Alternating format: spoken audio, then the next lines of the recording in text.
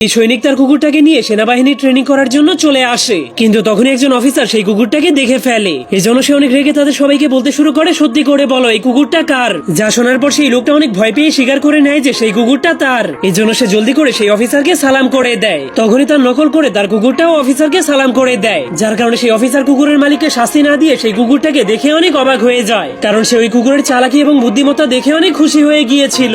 এজন্য সে ওই লোকটাকে তার কুকুরটাকে নিজের সাথে রাখার অনুমতি দিয়ে দেয়, যার ফলে এরপর থেকে সেই কুকুরটাও আর্মিদের সাথে ট্রেনিং নিতে শুরু করে। তখন কুকুরটা কিছুদিনের মধ্যে আর্মিদের মতো হাঁটা এবং আর্মিদের মতো কোনো নড়াচড়া না করে দাঁড়িয়ে থাকাও শিখে যায়। এমনকি সে 5 কিলোমিটার দৌড়ানোর পর আর্মিদের মতোই কাঁটাযুক্ত তারের নিচ দিয়ে পার হয়ে যেতে পারত।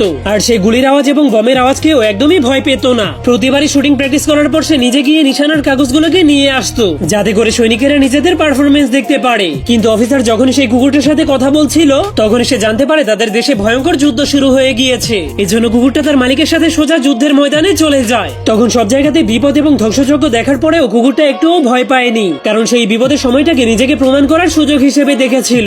এজন্য রাতের অন্ধকারে কোনো ইঁদুর আর্মিদের খাবার চুরি করতে আসলেই সে ওই ইঁদুরগুলোকে তাড়িয়ে দিত। এমনকি সে যুদ্ধের ময়দানে তার ঘ্রাণ শক্তি ব্যবহার করে মাটির নিচে চাপা পড়ে যাওয়া সৈনিকদেরকেও খুঁজে বের করত।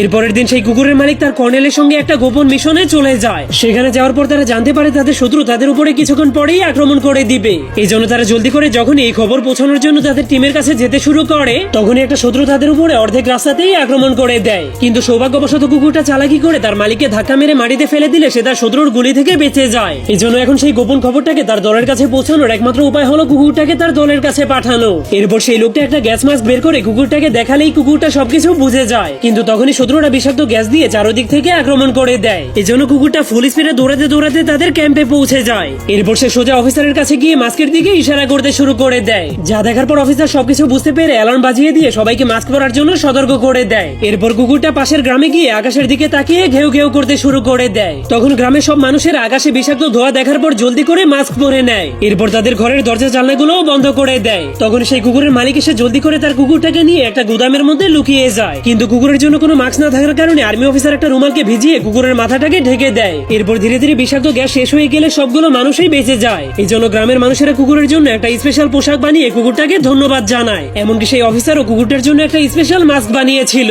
কিন্তু এর কিছুক্ষণ পরেই শত্রুরা হঠাৎ করে তাদের উপরে আবারও আক্রমণ করে দেওয়ার কারণে তাদের দলের অনেকগুলো সৈন্য মরে যায়। তখন একটা গ্রেনেড সোজা গিয়ে একজন সৈনিকের বাংকারের মধ্যে পড়ে যায়, যা দেখার পর সেই সৈনিক অনেক ভয় পেয়ে কাঁপতে শুরু করে দিলে কুকুরটা জলদি করে সেই বমটাকে নিয়ে অনেক দূরে চলে যায়। এই জন্য সেই বমটা ফেটে গেলে কুকুরটার অবস্থা অনেক খারাপ হয়ে গেলে কুকুরটাকে জলদি করে একটা হাসপাতালে নিয়ে যাওয়া হয়। এর কিছুদিন পর কুকুরটা সুস্থ হয়ে গেলে জেনারেল কুকুরটাকে সম্মানিত করার জন্য সার্জেন্ট বানিয়ে দেয়। এরপর যুদ্ধ শেষ হয়ে গেলে কুকুরটা সুরক্ষিতভাবে তাদের গ্রামে গিয়ে সেখানকার হিরো হয়ে যায়।